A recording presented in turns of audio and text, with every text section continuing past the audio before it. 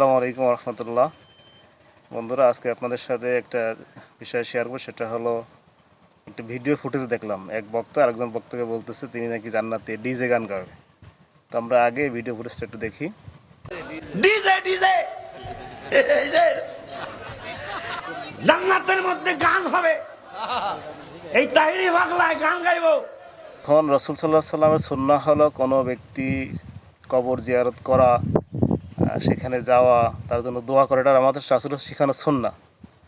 তবে আমাদের যে বিষয়টা সেটা হলো আমরা এই বাবা ভিত্তিক মাজারগুলা, অর্থাৎ কোনো উঁচু কোনো কবরকে মাজার বানায় সেখানে গিয়ে বাবার কাছে কিছু চাওয়া, ভণ্ডামি করা, মাজারে গিয়ে এই নারী পুরুষ সমবেত হওয়া, একসাথে একত্রিত হওয়া, সেখানে একসাথে জিকির আজকার করা, এটা কখনো ইসলামী শরিয়ত এটাকে কখনো গ্রহণ করে না।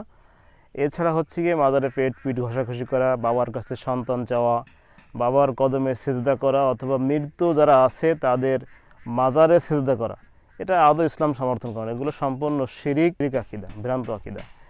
এরপর হলো গিয়ে আপনাকে একটা বিষয় ক্লিয়ার হবেন, আমরা যে এটার মাধ্যমে দেশের অলিয়া উলিয়াদের বিরোধিতা করতেছি, কখনো এটা এমন না।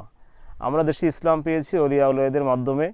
এই জন্য আমাদের অলিয়া আউলিয়াদের প্রতি কোনো প্রকার ভক্তি শ্রদ্ধার বিন্দু পরিমাণ কোনো কমতি নাই।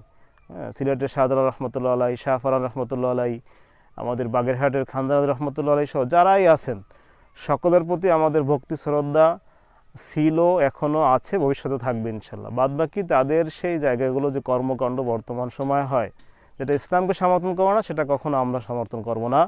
আল্লাহ রাব্বুল আলামিন এই সময় এসে, এই আধুনিকতার সময় এসে এই সমস্ত ভণ্ডামির থেকে আমাদের সকল মুসলিম উম্মাহকে বেঁচে থাকার তৌফিক দান করুক, আমিন।